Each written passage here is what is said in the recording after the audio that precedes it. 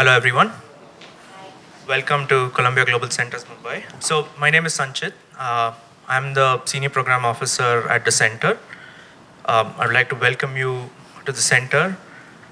So, first off, we were gathered here today to discuss this very interesting topic that is very close to my heart: incubating technology solutions, and also to gain perspectives and insights from our two distinguished speakers over here on the entire innovation ecosystem of India. About that. Let us begin. I'll just uh, quickly go through an introduction just to set the context of today's event.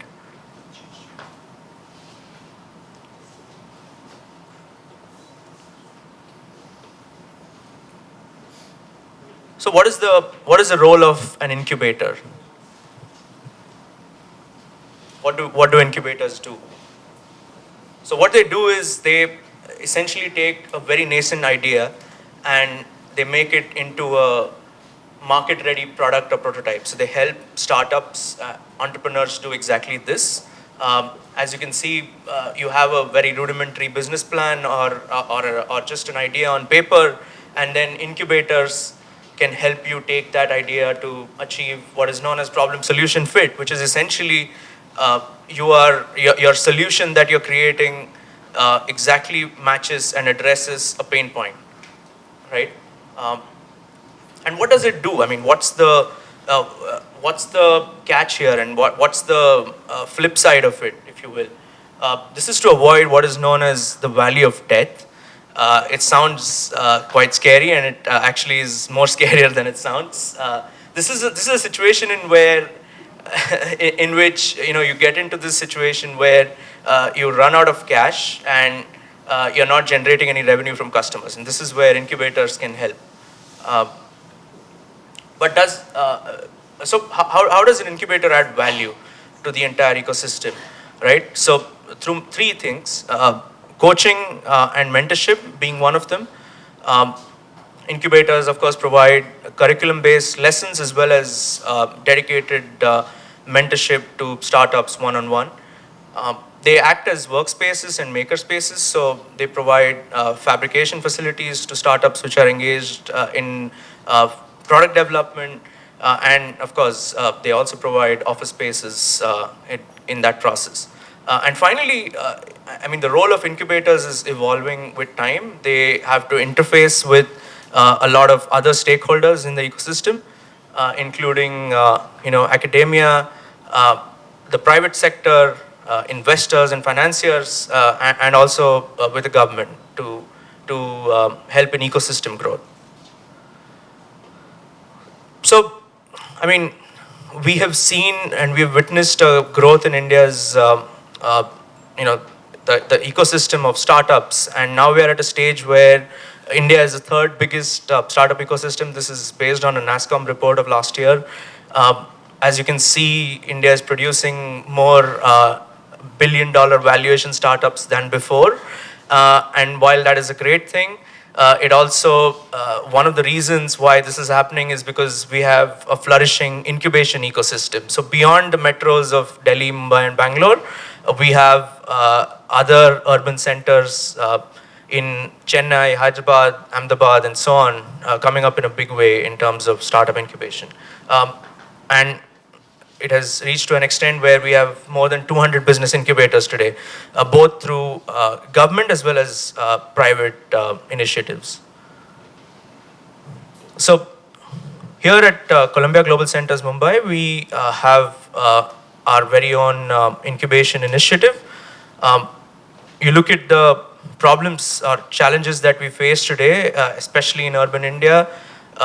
You look at water scarcity, the problem of plastic waste as well as food waste, air pollution, and then the materials that we use in our buildings. So all of these problems that relate to sustainable cities as well as making work environments in our cities sustainable, these need to be addressed, and these really are the grand challenges of our times. And that is why we are doing what we are doing. We are incubating startups and we are running challenges exactly to address this. So one such initiative that we undertook in partnership with Columbia University School of Engineering, as well as with the CoWorks Foundry in Bangalore, um, with support from a Bangalore-based foundation called RMZ. Um, it's known as Urban Works Innovation Challenge. We ran the first cohort of it in the preceding year. We received a great response. We had 6 winning startups in all of these, solving all of these challenges. And now with this coming year, we plan to expand it further. And the idea will be that we not only look at the sustainability of workplaces and cities, but we also try to make our workplaces more inclusive as well as secure. So we'll look at those aspects, and we'll throw the challenge open very soon. So I'm happy to talk about aspects of the Urban Works Innovation Challenge post the event as well. And now look forward to the exciting presentations of our speakers. So just to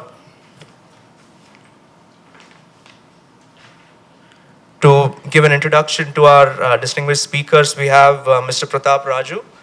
He's the founder of PR Climate Studio, and he's also the national lead for Climate Launchpad. So he founded Climate Studio to build local ecosystems in climate entrepreneurship through market-oriented platforms. One such platform that he is part of is called Climate Collective. It's a non-profit that is focused on setting up a partnership network throughout South Asia to build local ecosystems.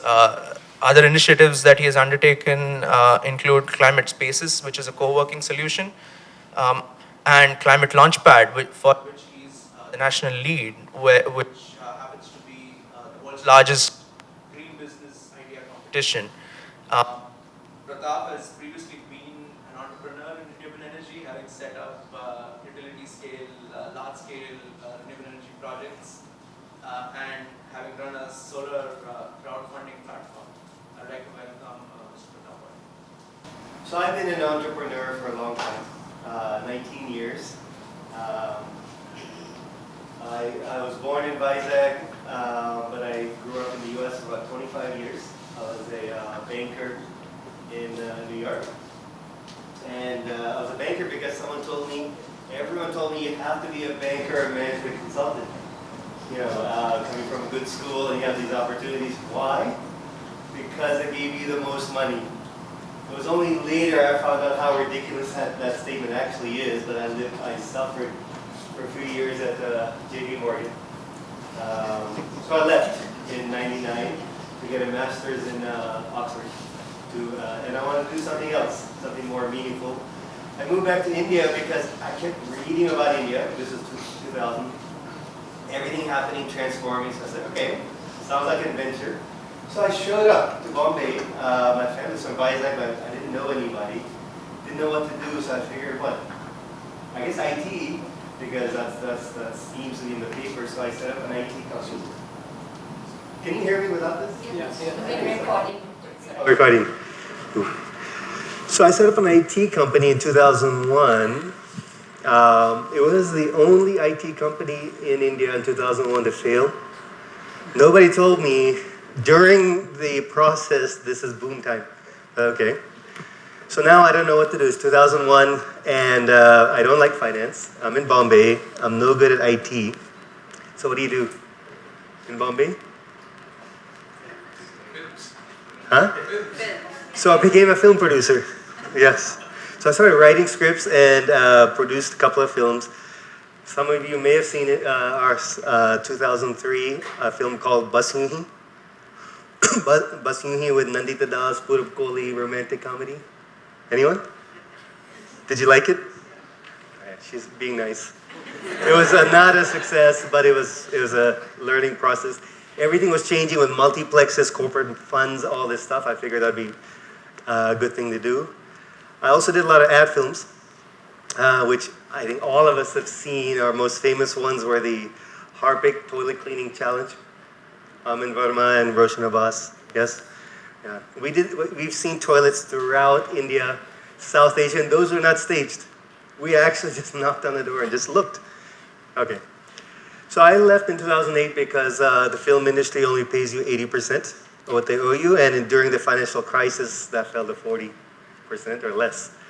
So I got back into the power sector. I was a power banker before, and I started a solar company.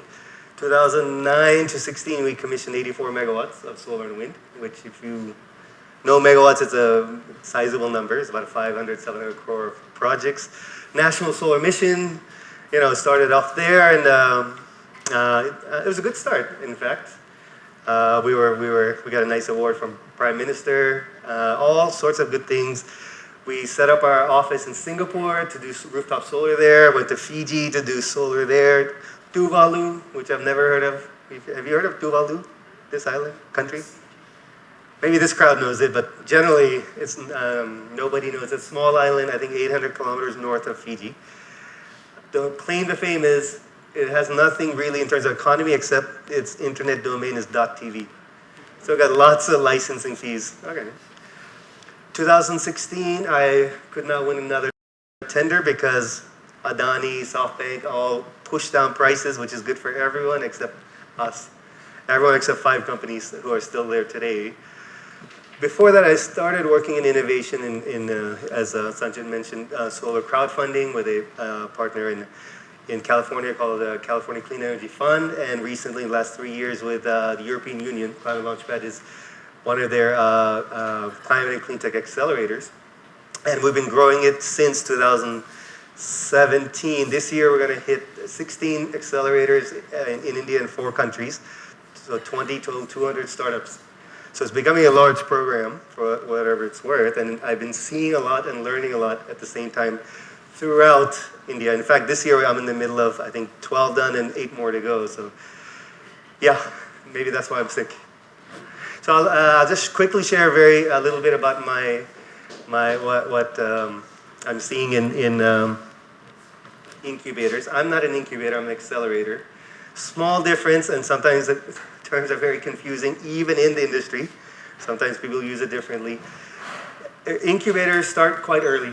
They work with ideas, of course. They help during product development, something on the back of a napkin oftentimes, or sometimes the result of research starts to join an incubator. Accelerators, business accelerators ask a different question.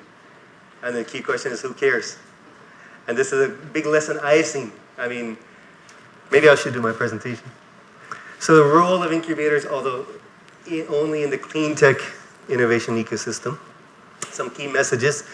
Incubators can play a transformational role in startups or corporate innovation. Ours are not doing that so much so far. We're focusing on products. And again, that question, so what, becomes much more important. We need to focus on incubators that solve problems, as Sanjay mentioned, problem, solution, fit, right? Not, let's create more products. We need innovation for sustainability everywhere. I think everyone would agree to that. Without sustainability, we have huge problems from global warming, of course, pollution, etc. We need money for big projects. We also need innovation to help us figure out how people will adopt a lot of solutions. Whether it's for EVs, how do you get people to use EVs? Of course, pollution. How do you solve pollution through innovation? I see lots of solutions where people are taking agri waste to make jewelry. It's actually kind of cool, and selling it right now. Waste is a big problem that's increasing in all our cities, and of course, water. We're running out, if you heard.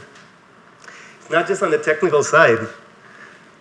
Fashion, as we start to buy more clothes and start to develop habits that are not very India-like, but buying and disposing. And fashion, in particular textiles, is a big area. Built environment, as we plan our cities, how much space do we need?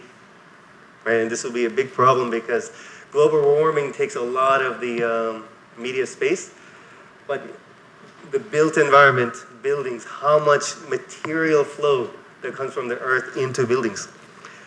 Even stuff like food, right? Meat consumption. A friend of mine runs Amore Gelato.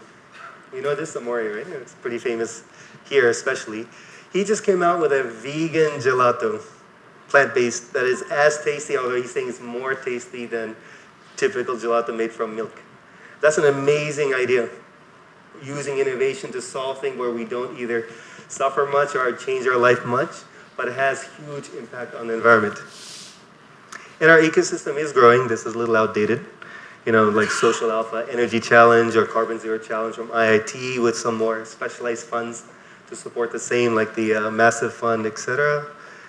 But we still are not taking off. Why is that? Are we focusing on products or problems? That's the main thing I'm coming across. I saw this in the mailer from the center here, maybe some ideas of how we improve the role of incubators, very technical, deep tech expertise that of course would help, I guess. Granular market data, I don't know exactly what that means. I know what the words mean, but how it implies here, I don't know, but it's okay. Improve collaboration amongst stakeholders, of course, right? That's not our problem. It's not worded nicely. Our problem is we're focusing on product. How many products can we get? So when we see numbers, how many incubators, how many startups, those are numbers. Those are not solutions. So next slide. We're definitely increasing the size of our ecosystem, entrepreneurs, products. Will these products be developed? Right? Will they be implemented is a challenge. I saw someone who told me, it was in Ahmedabad, in our program there, that his goal is to, he has a solution to use waste, take the waste from the municipal government to use it for some, what do you call these, eco-blocks, right? And his goal, he's a young guy, his goal was to influence the tender, right, at the municipal contracts from corporations, influence the tender to get the waste from the corporation, the municipality, and make these eco-blocks. Now, if anyone has dealt with municipalities, the first thing is you don't influence tenders and think it's an easy thing. I don't want to talk too much about it. I don't know who's in the room, but these are not things that 24-year-old kids do, right? Or me, 45-year-old. I would not do that. That sounds dangerous. Why is that? As Sanjay was talking about this solution market fit, we're focusing on products, right? I don't want to generalize. There are great incubators out there, and this is not meant to get into anything too technical, but we are focusing on how great numbers India has. We're quite early in the startup ecosystem. If you see, of course, the big ones are in the US, how many generations their ecosystem gone through of startups coming up, exits coming out, money getting reinvested. We're just now starting. And maybe it'll happen, maybe I'm wrong, but I'm not sure. What we need to do is, in clean tech, focus on problems, right? Consumer internet, maybe. If you're coming up with, what's that one, TikTok, right? I'm sure TikTok didn't come from what is the problem missing in our life, and then let's find a solution. It probably came up with some idea from somewhere in someone's room, and it's exploded. Clean tech doesn't work that way, generally, in most cases. We have huge problems. So we need to design our incubators, accelerators that solve problems, not the other way around.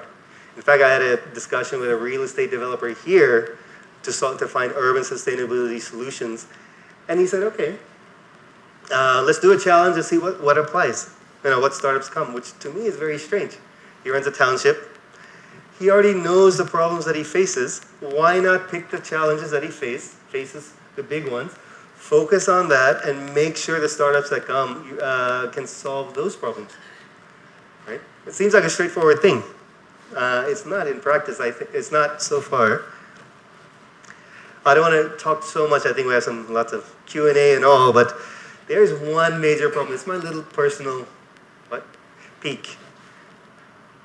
One bad outcome of this product approach, students, right? I'm sure, I don't know how many people are actually in the incubation or acceleration or startup space. Students get a lot of support, especially at the state level, right? I talk to a lot of state governments. When they look at funding, we should get more students into these startup programs. They're the worst entrepreneurs, students. They may be very smart, they may be intelligent, hardworking, they're the worst in clean tech. Maybe not in other areas, and of course, where maybe consumer behavior insights comes from very young, but in clean tech, I would take someone with 20 years of experience, right? Who has a huge network, knows that you may suffer a bit more than you think by trying to influence a municipal corporation tender over a student who has a great idea, right? I think we get too much influenced by some big successes like, whether it's WhatsApp, quick 18 months and some stories like the press cover. In fact, we should develop a startup ecosystem focused on many, many more successes than the quick ones like that. That's the natural, actually, startup experience. People develop something, they solve a problem, they either sell to, if it is an exit, they sell to an industry buyer, etc., or maybe they continue with their startup, right? This requires hard work. Students, I'm not sure. So anyway, that's my point. Very quickly about me again, as I mentioned, I've been an entrepreneur for a long time, I think 19 years now, in a lot of areas. My brother and I founded this company. He also moved to India 18 years ago, and we brought our team from clean tech with us, plus added some impact people as well.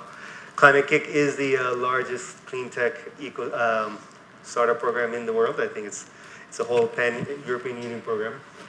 New Energy Nexus is rebranded California Clean Energy Fund, who I was working with in 2014. We're partners with them as well in India called Nexus India. And very quickly, Climate Launchpad, it's a 3-month pre-accelerator for a lot of the startups that come from incubators throughout India and South Asia. They join this program to ask this question or answer this question. So what? It's a product, is it a startup? So we ran a pilot in 2017 in Maharashtra, I think 12 startups, and last year did 5 more, 53 startups. Our startups went to Scotland at the end of 2018 to compete to see how they, I think it was 45 countries around the world. 120 finalists, we sent 4 because that's all the money we had. 3 out of our 4 made to the top 16. And that's pretty good because most countries didn't send 1. So I think we have all the talent here, for sure, at least in clean tech. This year we're hitting 16 states in India and 4 countries for 200 startups. And we're still growing. We execute through lots of local partners. We have our next runway accelerator for the winners of Launchpad, which we just set up this year in Pune. And we have plans for 3 more next year, and of course growth. Science and Technology Park Pune is our first partner for this accelerator. So that's about me. Thanks. Thank you, Pratap, for getting us off to a great start. I'm sure we'll discuss more about these things very soon. And now I'd like to welcome Sunita Singh. She's the Executive Vice President Global Initiatives at Wadhwani Foundation and also the co-founder of National Entrepreneurship Network. Thank you. Okay.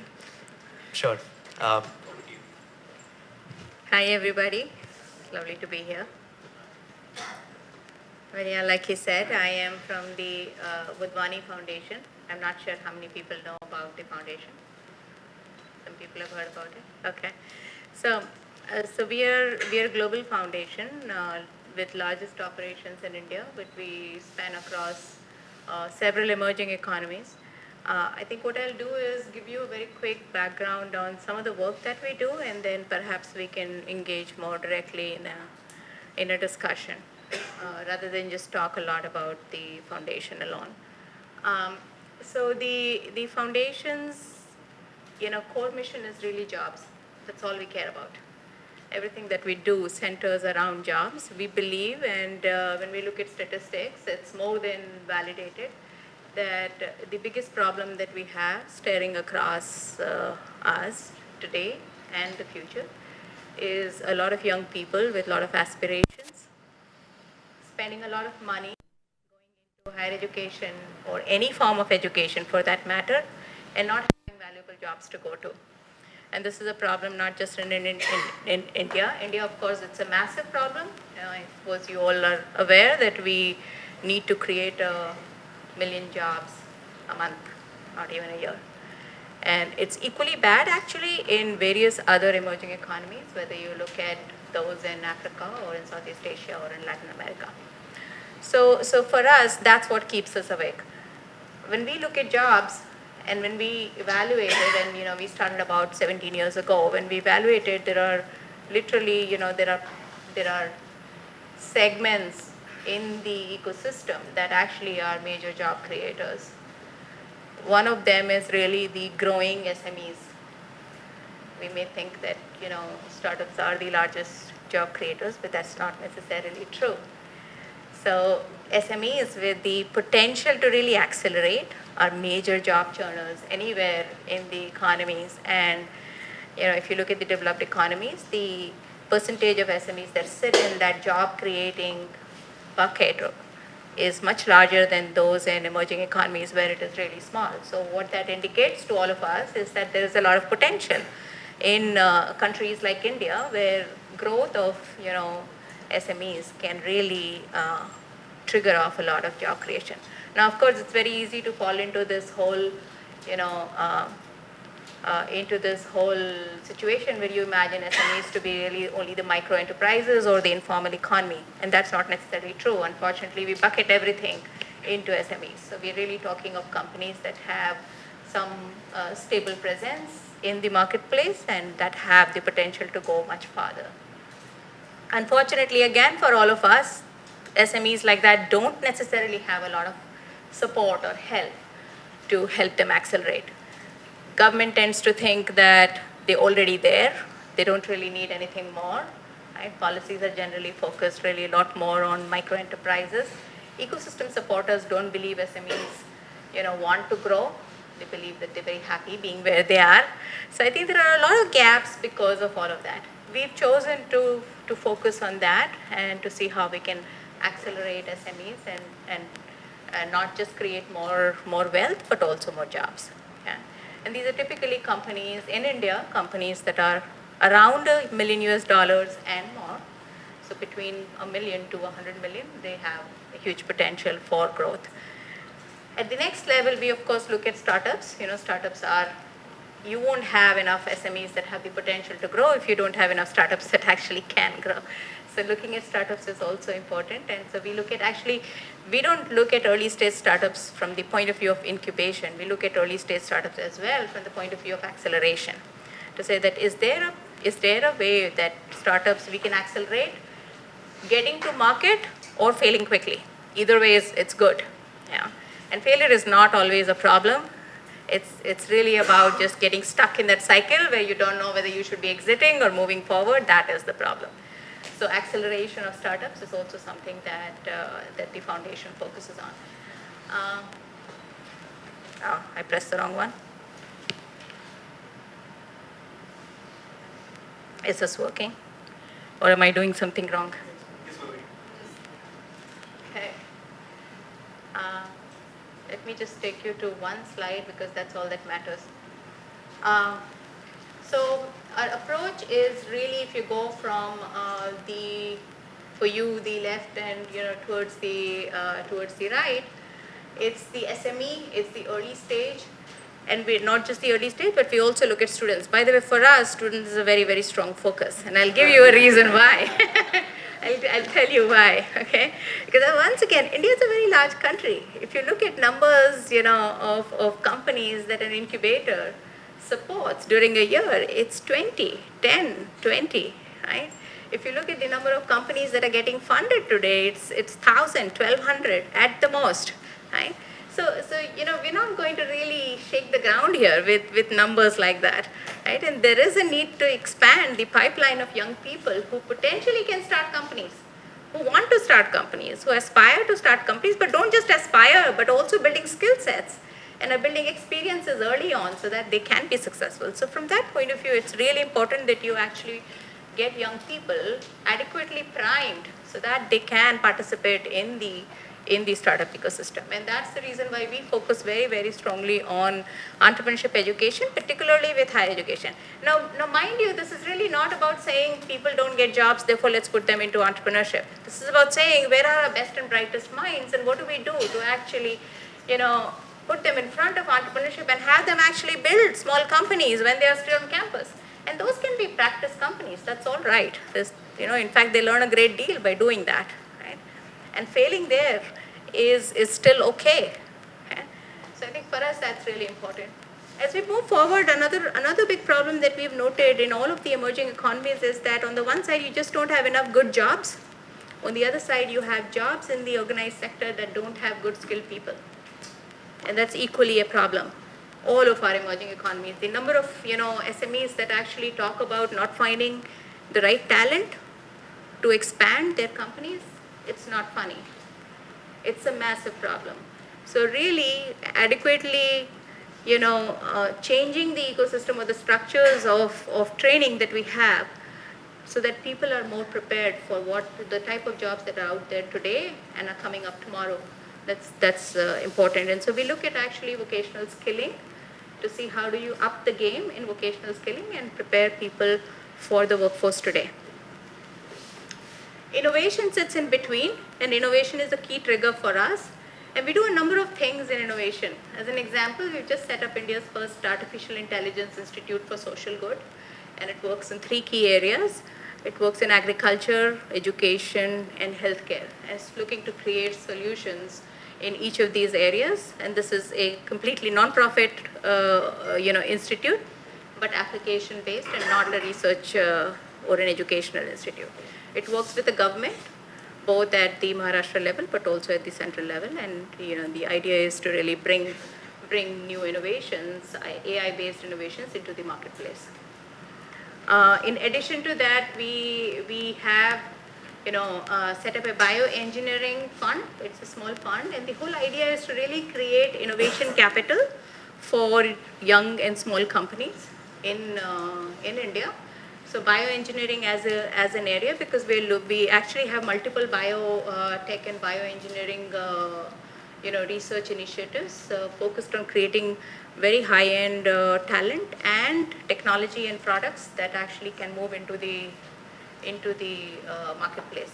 Again, the goal is to do this for emerging economies. It's not that you don't have all the right solutions in the Western world, but it's really about saying how do you actually create the right kind of products and solutions that fit into the emerging market here, and also rightly priced. It's equally important that they are at the right price point for the regions that we are talking about. And so in order to support those research centers, one of which sits at IIT Bombay and the other is at NCBS in Bangalore, but also to look at the wider marketplace, because even these research centers can only be that successful unless they are engaging with the open market. I think that's really key, and to do that, there is a small bioengineering fund. I think that's only a way to really start operating in this field of innovation with SMEs or small businesses. The larger goal that we have is to really get a small business innovation and research fund going, working with the government of India. And the foundation has, over the past 2-3 years, brought the government on board with it, and very soon, if all goes right, you would hear of an SBIR fund for the SMEs.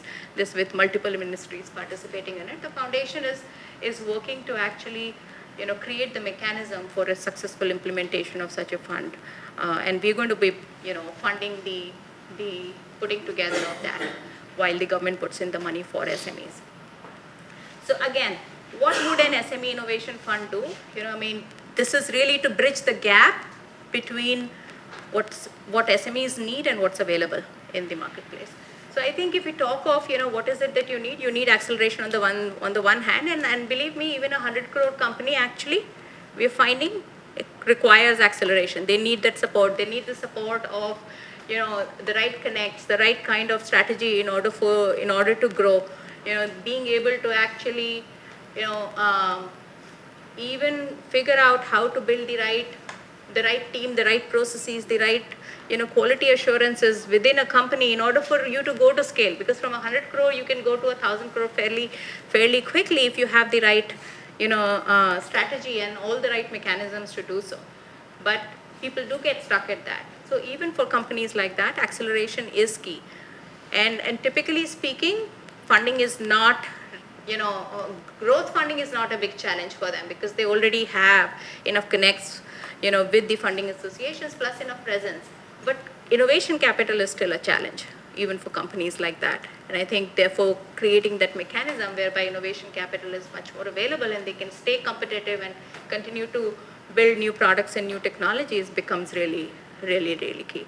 But I think in today's day and world, the big problem that organizations like ours are trying to solve is really not that of how do you support a new company, or how do you support an SME to grow, or how do you create the first 2 jobs or the next 5 jobs or the next 10 jobs.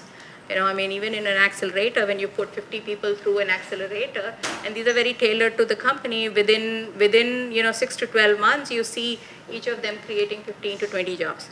That's happening already. That's not the big problem that we're trying to solve. What we are saying is, how do you do this at enough of a scale that it makes a real change, a real dent in the countries that we're operating in? And that necessitates, some approaches. One of them, of course, is technology. We talk about supporting technology startups and technology companies. But I think even in the system, in the ecosystem itself, we have to start using technology a lot more. We have to, and the second thing is really collaboration. And again, I think it's key to success. The other thing that we're experimenting with is, not just collaboration, but also can we take standard approaches? Can we actually take models that work and see how to replicate those? Of course, with nuances. Every partner, every market will have its own nuances. But broadly, if there is a model that works, and if there are platforms that can actually support the deployment of those models, that's a very quick way of accelerating things. Now, when we started, 15 to 17 years ago, one of the things that we noted is that even then you had about 80 to 90 incubators, by the way. So if we have 200 today, it's not a very, it's not a massive, in that sense, transformational, effect on the ecosystem. With 80 incubators, even then, it was hard to find even a handful of incubators that really, really worked. That was the reality. And my sense even now is that while there are a whole lot of private incubators that seem to work, the case with government-funded incubators continues to remain so. There are a handful of them that really work, and various others don't work. But then the gaps were a whole lot.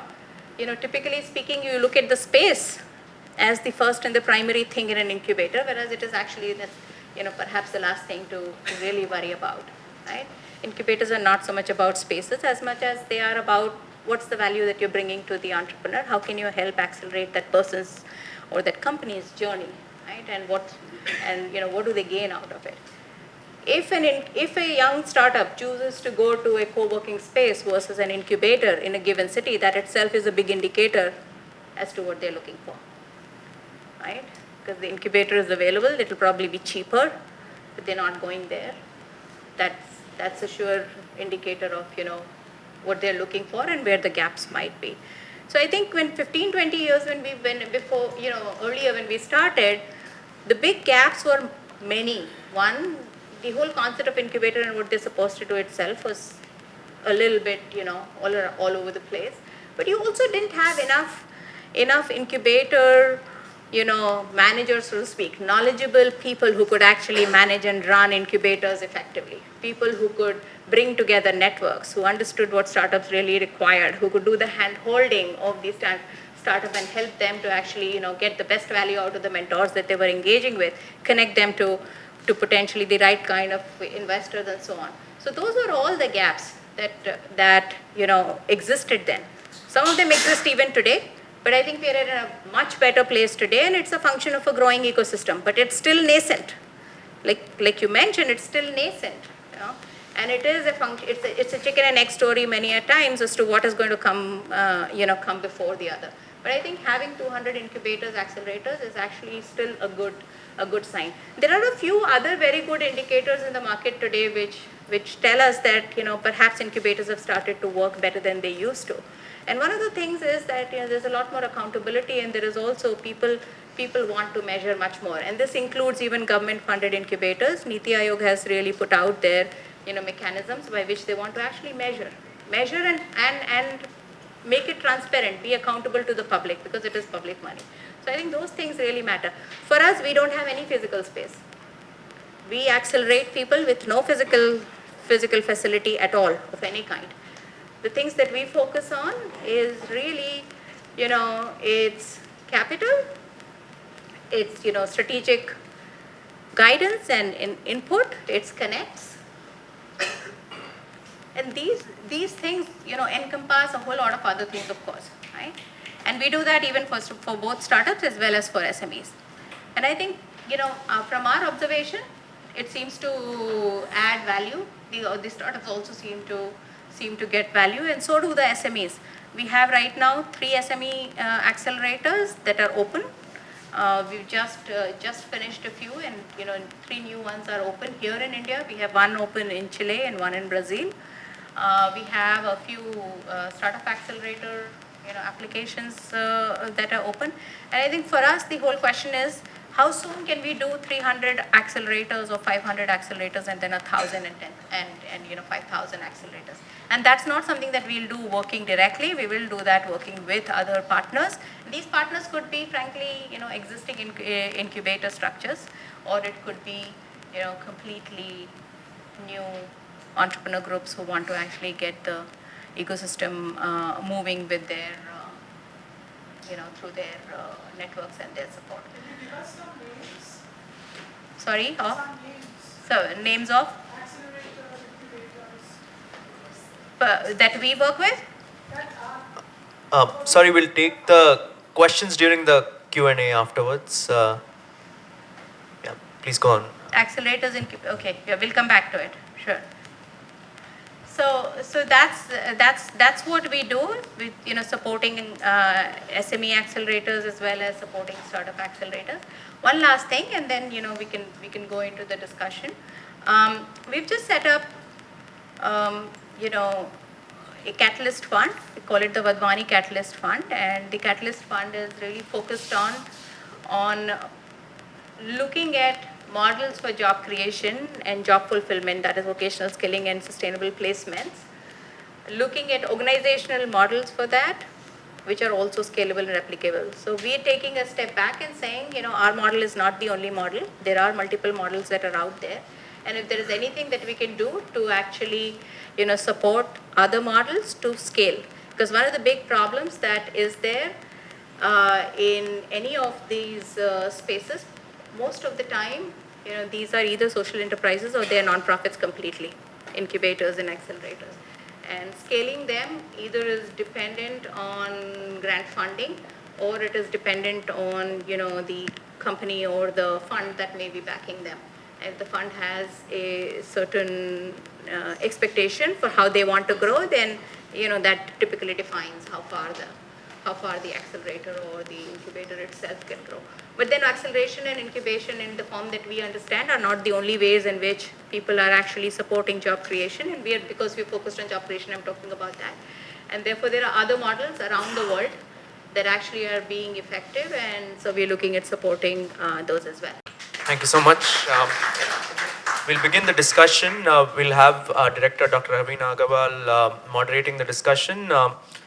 She has been the director of Columbia Global Centers Mumbai since 2015. She's a socio-cultural anthropologist with a doctoral degree from Indiana University. She taught in the Department of Anthropology for over a decade and also served on the Women's Studies program at Smith College.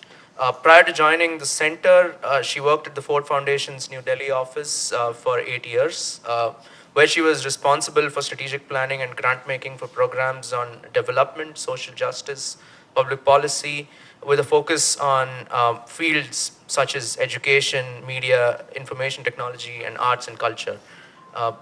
Please welcome our distinguished speakers and Dr. Agarwal for the discussion. Thank you.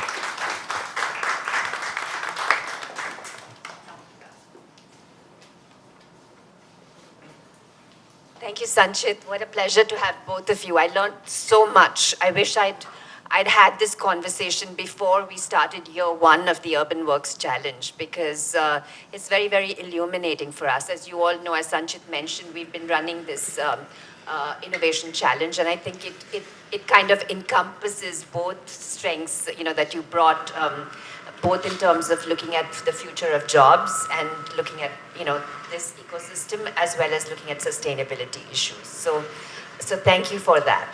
I just thought I'd just ask, a couple of questions, more than a couple, maybe 3 or 4 questions to frame the conversation and then open it up to the rest of the audience, which, I'm really happy to see a lot of you. We're always like a little bit hesitant when we organize something during the monsoons, but the rains were with us. And so today, good or bad, we can decide, but thank you for just your presentations.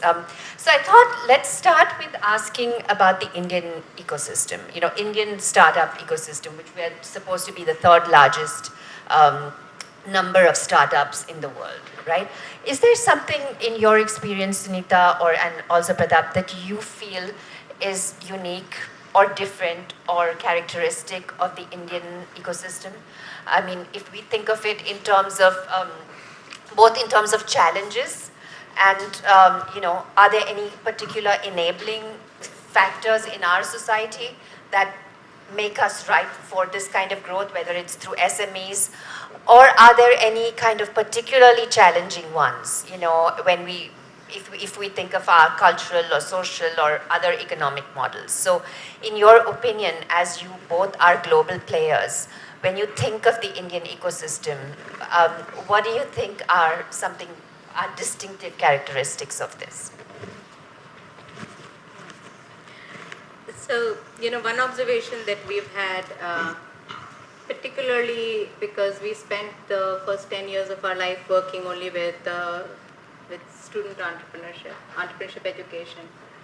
And an observation that we had is that there are too many constraints in young people thinking about being an entrepreneur. And it's not natural. Their families, it starts actually with, when they are on campus, it starts with their professors, who tend to be more risk averse than encouraging new ideas or even starting up something small. So it starts from there, and I think it doesn't stop there though. It goes right up to your family. I mean, we have had cases where one of our young persons from from one of the IITs actually was starting a company, and he was close to, in fact, he had already started a company while he was still on campus. He was close to raising his first funding, and his parents were having a nightmare.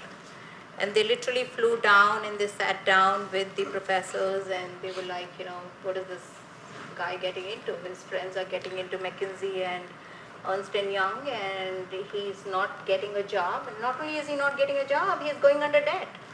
A massive debt. So I think, the constraints are too many. And, we may think that, what's the big deal? We have so many startups all around and they're being celebrated.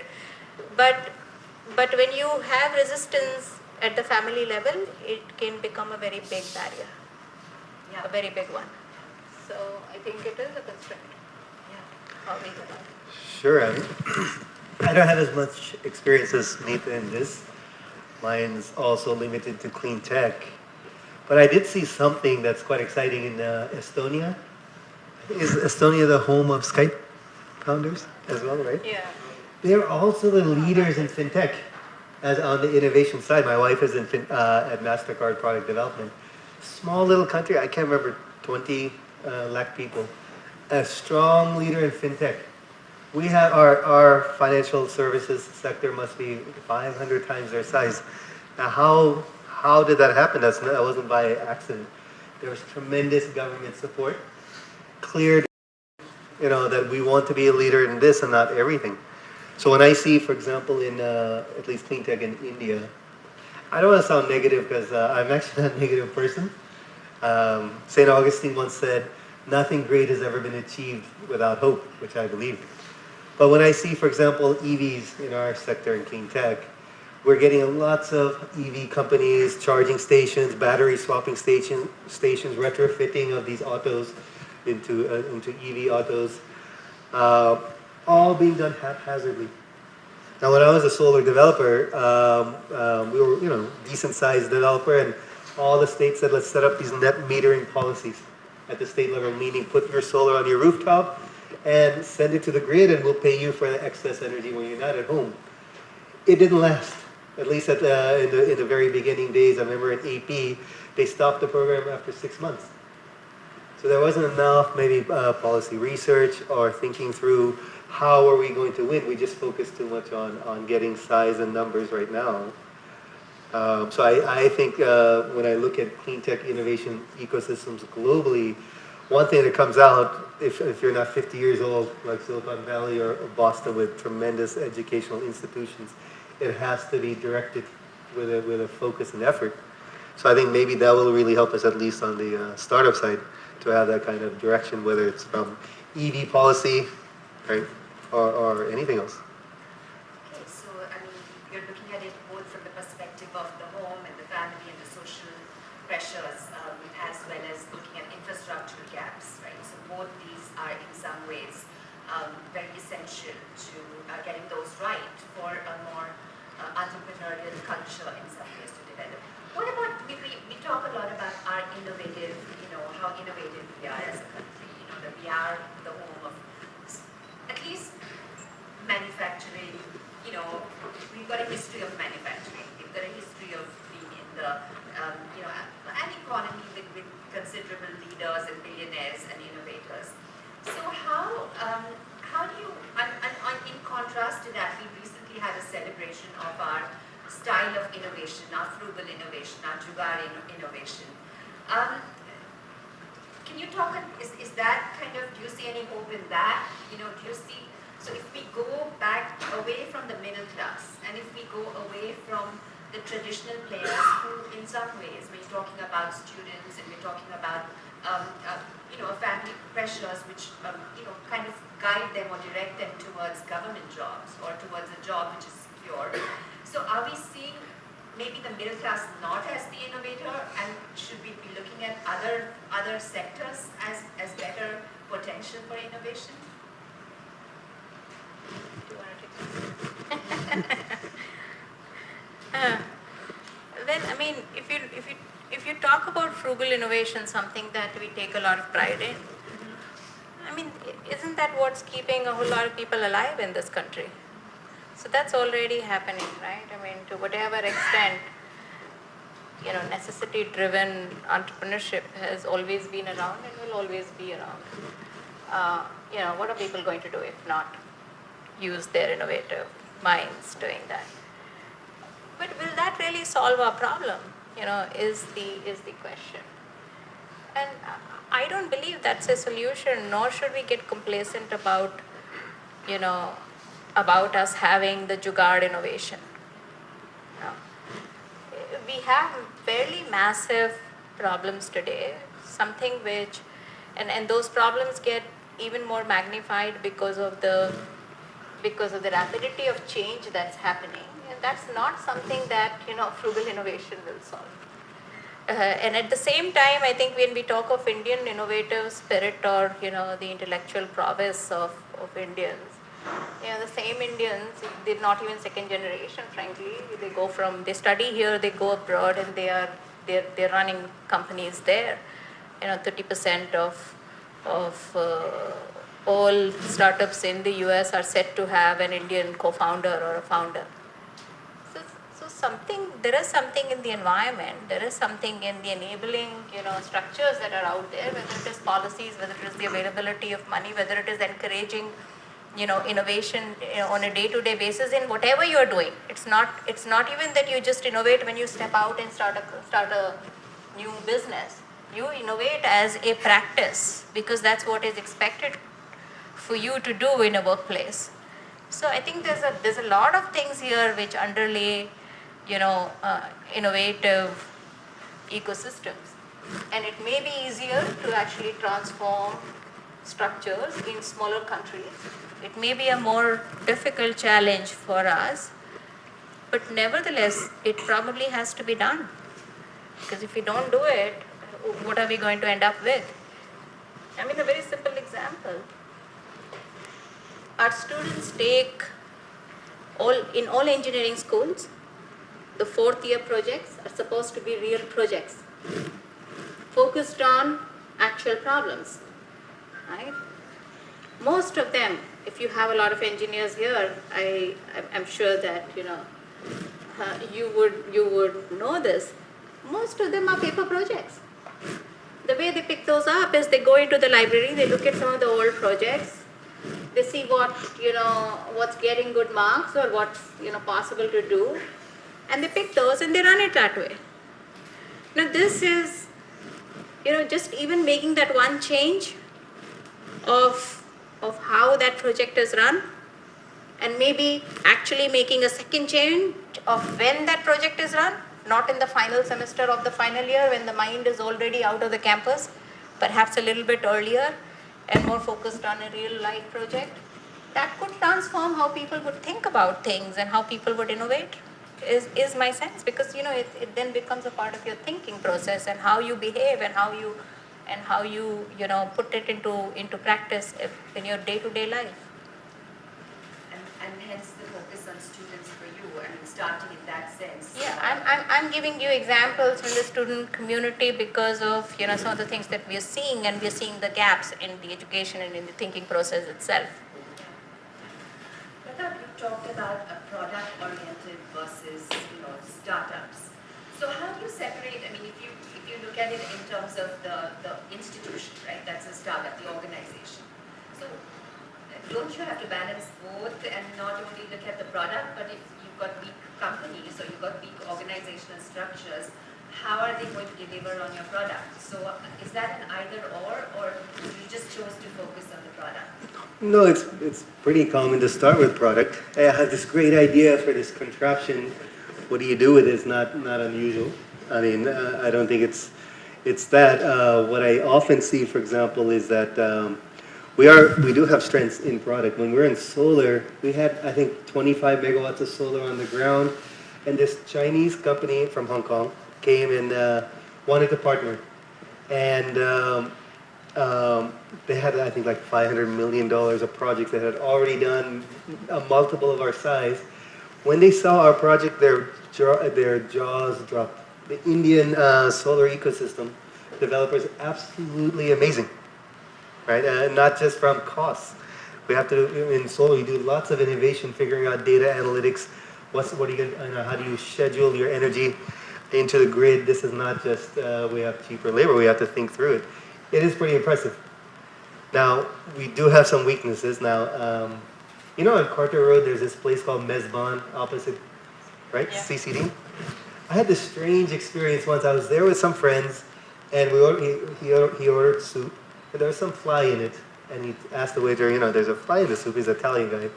And the guy took his fingers in the soup, took the insect out and flicked it and said, what, nothing there, right? And I'm shaking my head like, what just happened? This is unusual. And, one thing I've seen, for example, one weakness we do have is marketing. Marketing is, they say like in sales can't be taught. It can be approximated, but it can't be taught. So when you hire a sales-oriented person, you don't think, well, this is what I have, I'm going to train him. Find the right sales-oriented person in that interview, and you've done 90% of your job. It's like when I was in films, find the right person that fits the cast, the role, right? Not the economics, not everything else that fits the script, and you've done your job at least from a good film. So I think it's more stuff that Wadhwani Foundation does and others do, building skills like sensitivity to entrepreneurship or risk taking, things that are missing from a lot of our middle class. I think it's coming. One thing I see is talent everywhere, but we do not necessarily run restaurants, at least on Carter Road, very well yet. Not all of them. I like some. When you, as an incubator or accelerator, however you call it, when you select the companies that you're going to accept, or the entrepreneurs you're going to accept, can you tell me a couple of things you look for? And do you care do you look for how strong they might be potentially as a company at all? Do you look for issues around diversity? For example, when we received applicants in our first cohort, we almost had no women founders, almost none. So how do you go around selecting, to create an organizational, does that feature in it, or you solely focus on that product, that technology is so amazing, the rest can be worked out? Do you do a Yeah. balancing? So how do you choose?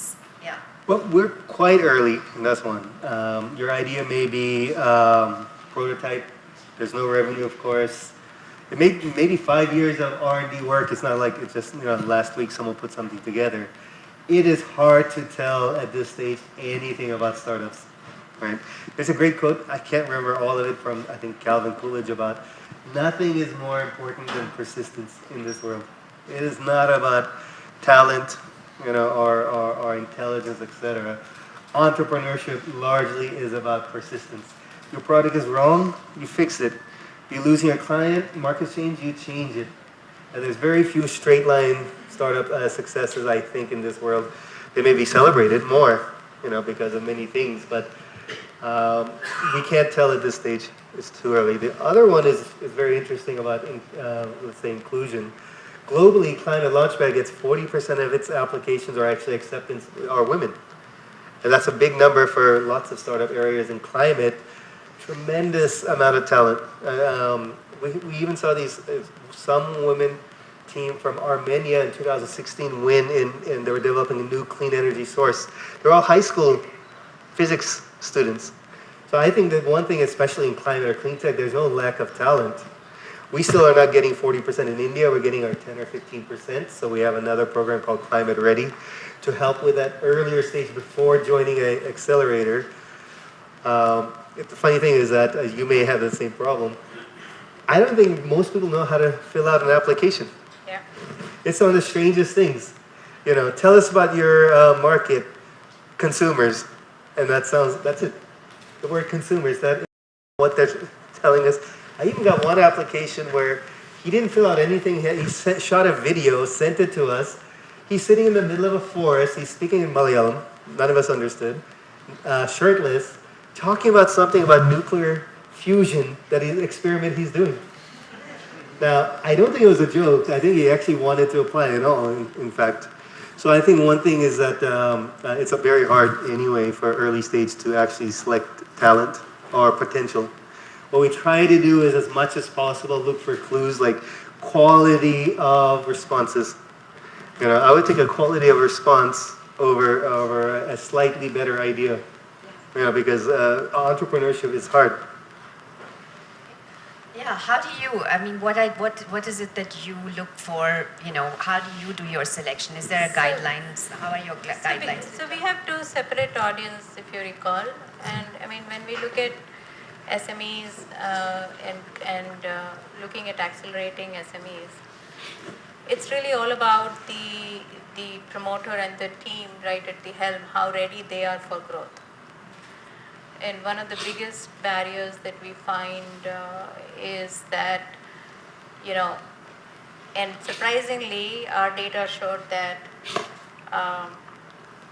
first generation entrepreneurs, when they hit a certain level of growth, they become even more risk averse than the second and third generation SMEs, because they're too afraid to lose. And I think that goes back to our whole concept of failure and how we perceive success and failure in the country.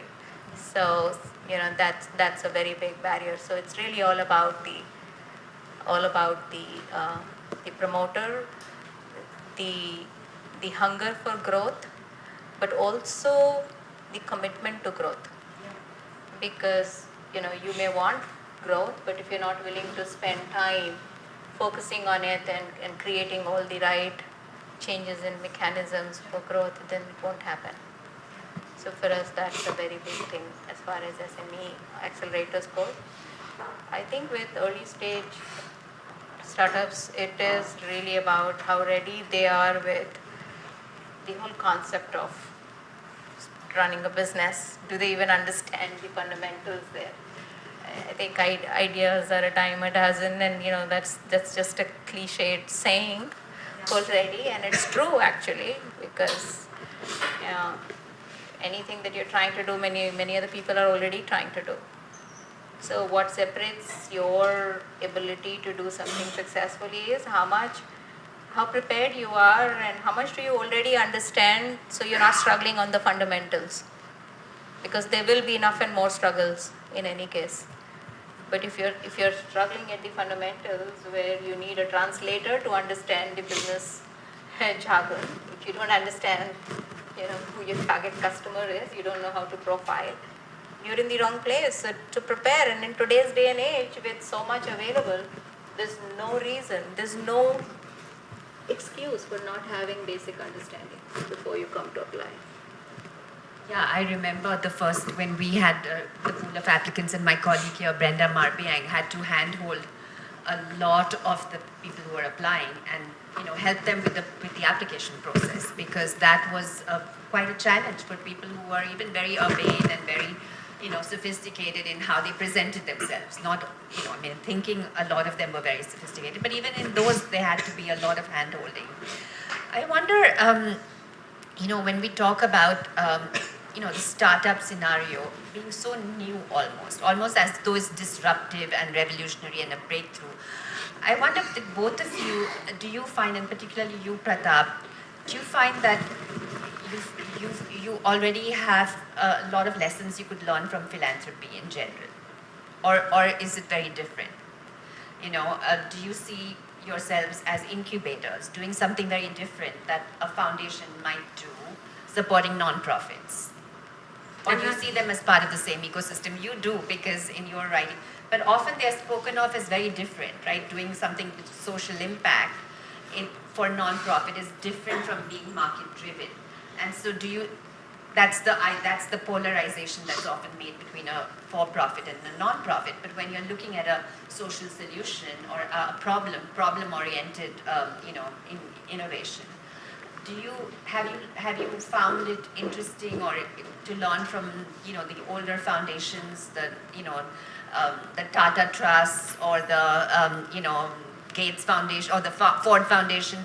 So any of those learnings help you as funders, as people who are going to support?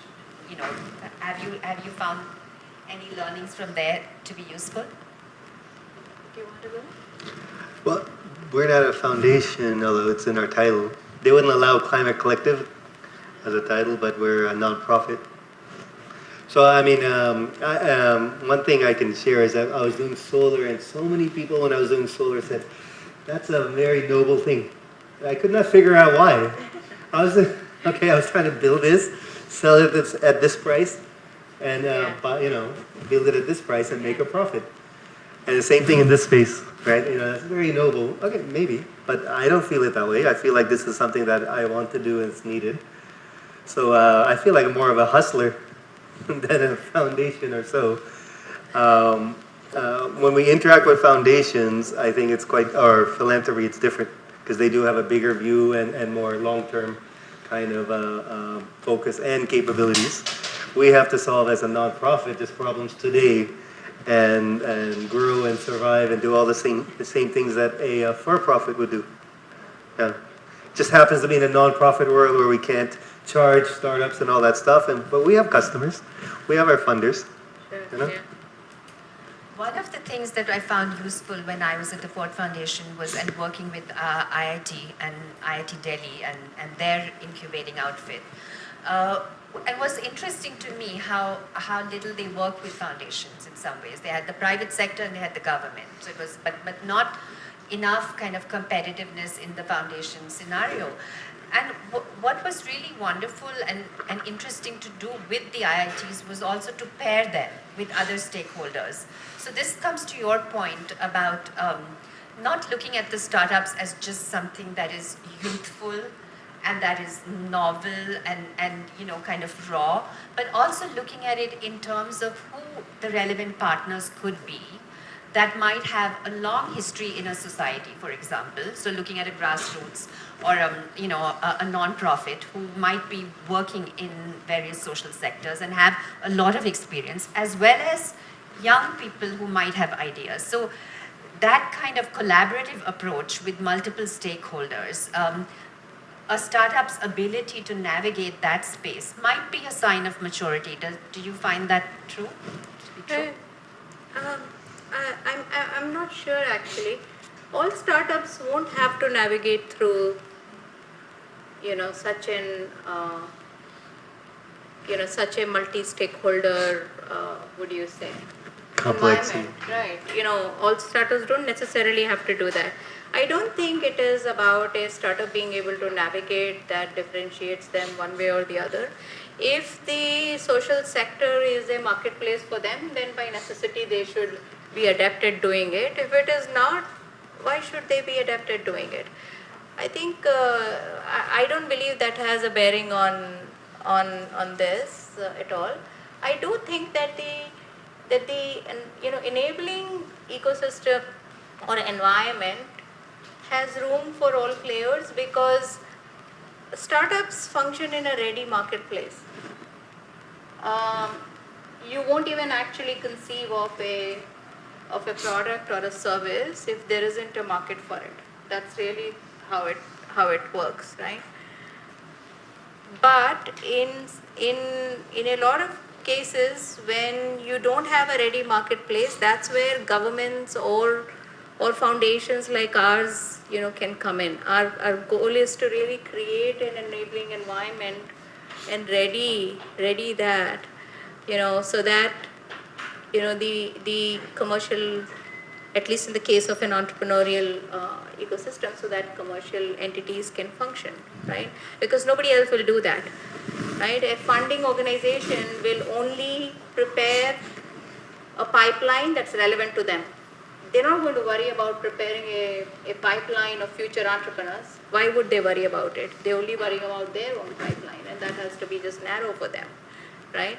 So I think that's what I mean, that there are some people who have to worry about this without thinking of the return, right? But then that doesn't necessarily mean that everybody who's functioning in that environment or in that playing field has to be doing that.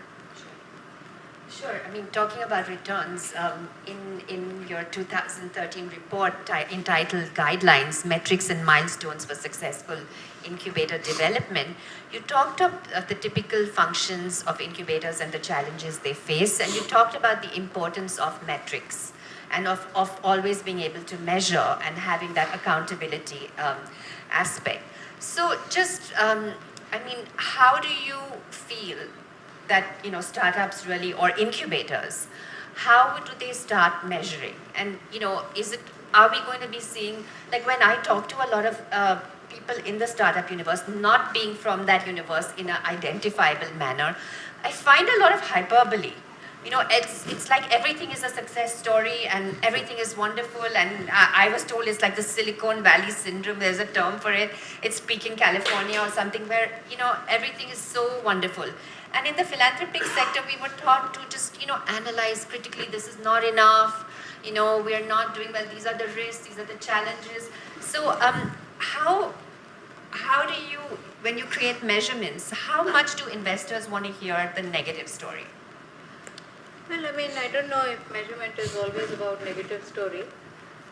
No, not always about it, but how do you create honest measurement, right? That is going to have the plus and the minus, or is it? Well, if I were to invest in a startup, I don't look at the wishy-washy anecdotal stuff. I look at hard data. I look at how much of the market have they hit, what revenues are they bringing in, are they profitable, are they growing? Those are the things that you look at, and those are all measures that drive that company forward, right? Without those, there is really nothing else.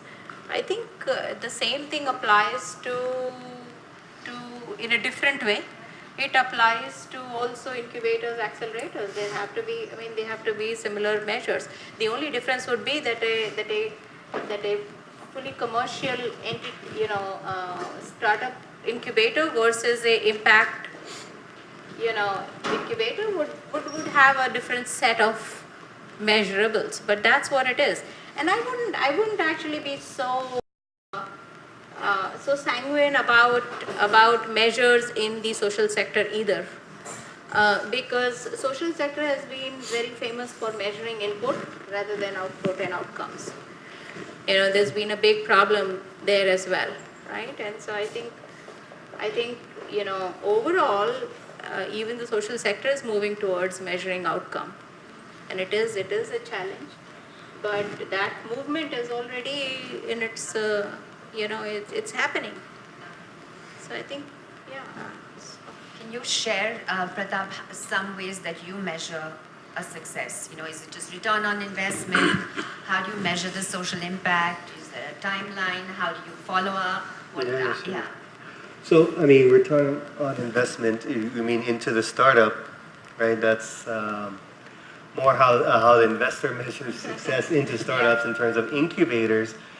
We're stuck because startups in clean tech at least take years to go from very early stage to success, and success is not, I got my first round of capital.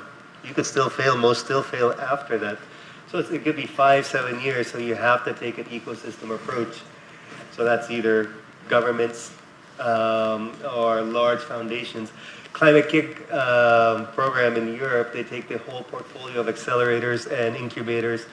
And I know that the startups in Climate Kick since 2012 have raised $1 billion of non-government funds. And that's a first, that's easy to do for the ecosystem as a whole. As an incubator, I just push my startups to the next phase. And I can track them to some degree, but it's impossible for me to ask someone to easily ask them to give me funding for 5 years so I could track these graduates 5 years later and see success. I think that's not easy for incubators. So we have to do some partial measurements. For example, how many fail going to the next level. Not the same thing. I mean, at least in clean tech, and we're talking about business clean tech, there are some positive externalities of getting more clean tech entrepreneurs, right? But if they don't succeed in business, that's an expensive way to support startups. So we're expensive for clean tech entrepreneurs. It's cheaper to go get a professor to talk to 30 would-be entrepreneurs than to get a business accelerator, say, I will support 10 with lots of one-on-one coaching, and everyone is busy. So I think for us, at least, we're not although climate is a social issue, I guess, we're not where it's a business program. We have to measure it by the ultimate bottom line. Are these startups sustainable on their own without government or nonprofit or foundation support? Well, that's still going to be a challenge, because even when they leave you, they have to go find the next level of support somewhere else. Yeah.